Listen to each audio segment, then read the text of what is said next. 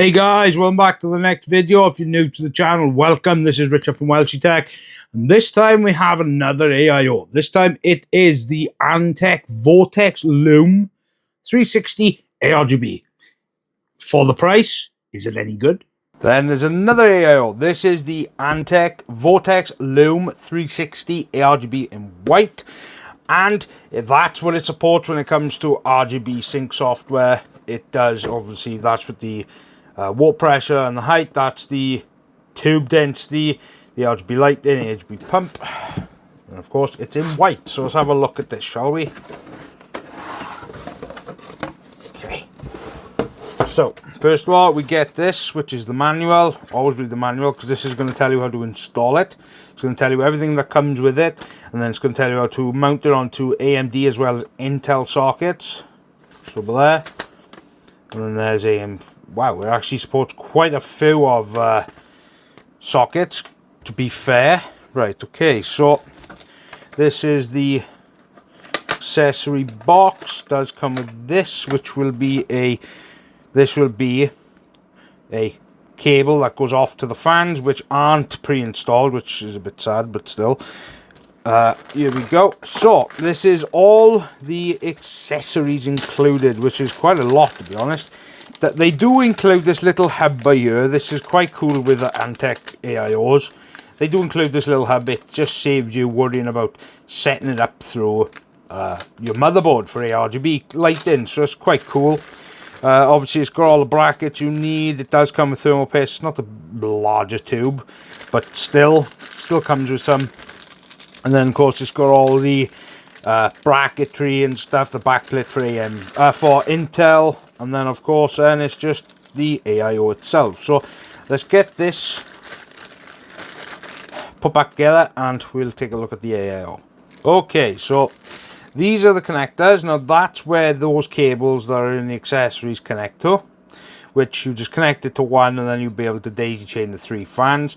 The basic standard ARGB fans. Now, when it comes to the radiator, the standard radiator, the pump housing then is just standard, but this does light up with RGB, which, to be honest, is very nice. It's the previous iteration of the AIOs had this as well. It's very nice, and it does illuminate very, very nice as well. Now, as for the base plate, I wouldn't say this would work for, let's just say, Threadripper, because Threadripper, the die is like literally like that.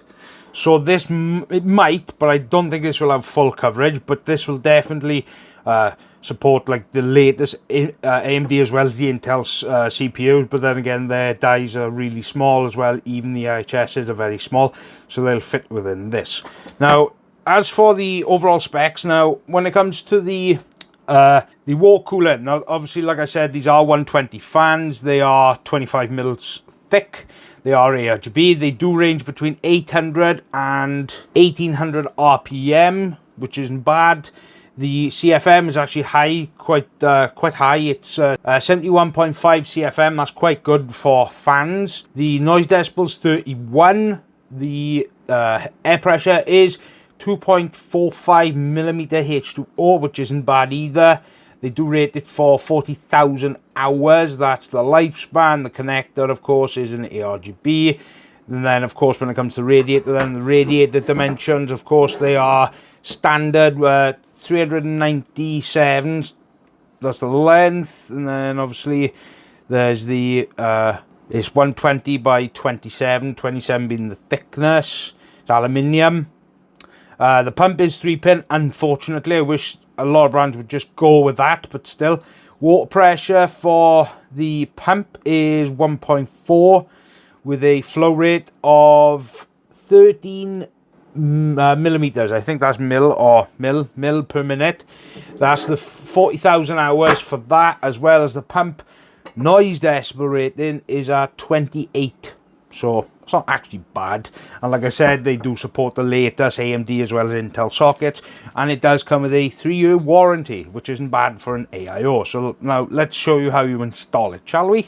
Okay, so installation with the Antec AIO. They do use the rather old method of actually mounting a cooler or the AIO such, they're using the basic AM4 brackets that obviously AM5 is fully compatible with.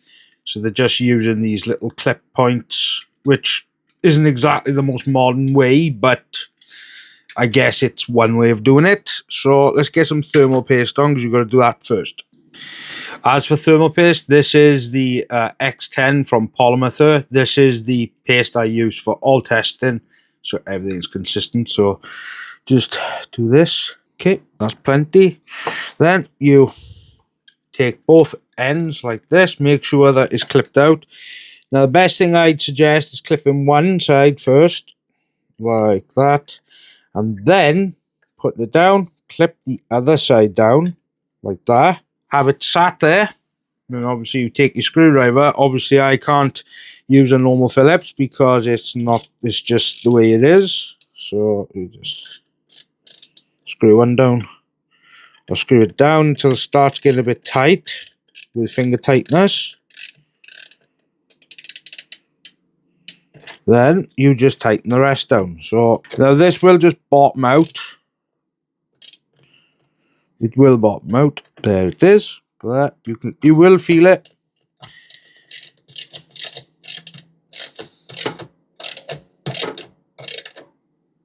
And that's it, pretty much. It will stay clipped and it stays in that position fixed.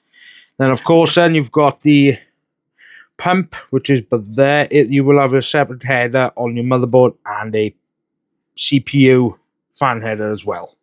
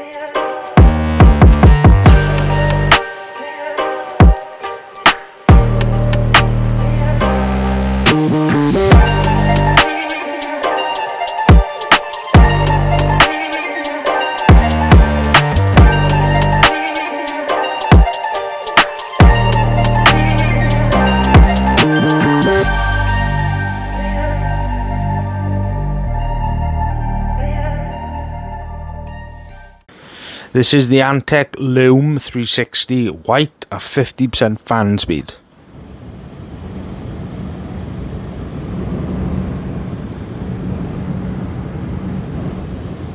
Basically silent at 100%. Basically silent at 50%. Same thing but 100% fan speed.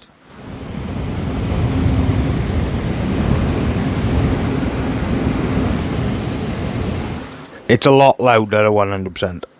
Okay, so when it comes to the overall test system that I did use, it is on AM5. It's an AMD Ryzen 9 7900 with PBO enabled, so it draws more power. Now, it does have 16 gigs of DDR5 from Kingston. It is also on an MSI B650 Wi-Fi Edge motherboard. It also has a Sapphire RX 7800 XT graphics card, and it also has a 1000-watt Kolink power supply, and it's also housed in the Be Quiet Shadow Base 800FX with 4 140 Lightwing fans.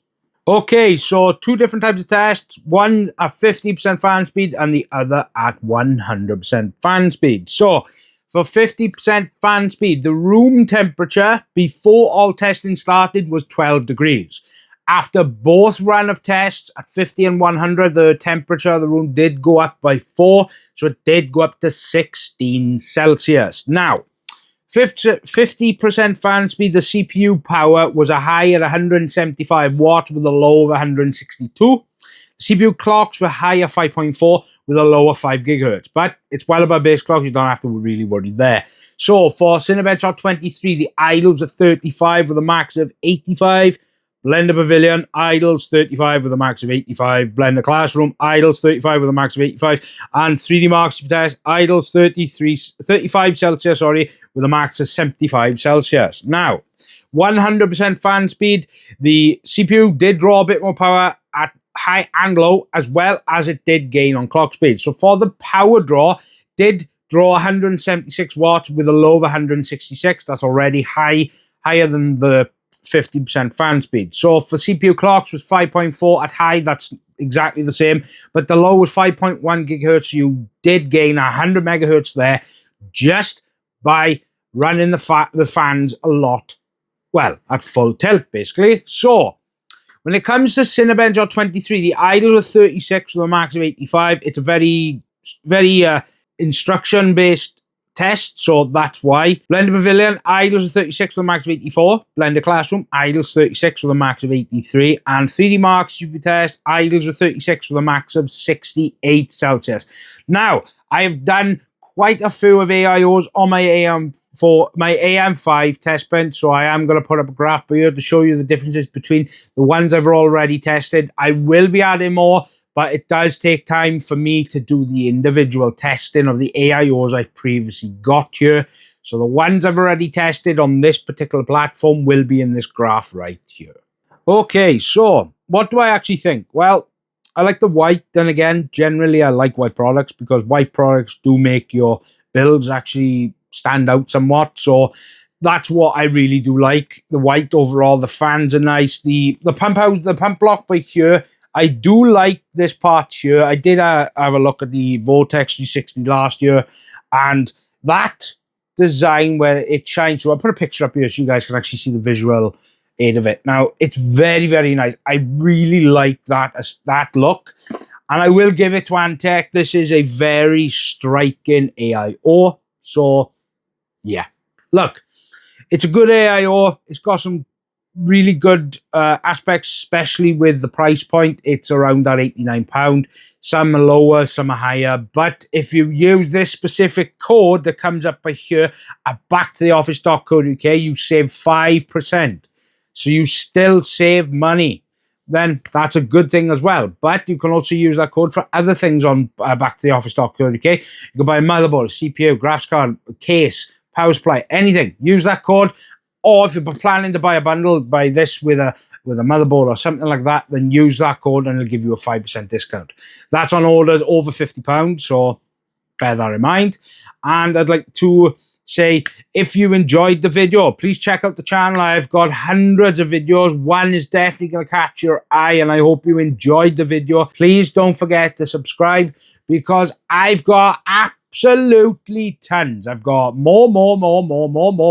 Loads. Absolutely loads. Monitors, AIOs, coolers, everything. I've got absolutely loads. 3 gaming mices. I got absolutely tons of stuff coming. So make sure you subscribe. And as always, I hope you guys have a fantastic week and weekend ahead of you. This is Richard for WELSHYTECH. Goodbye.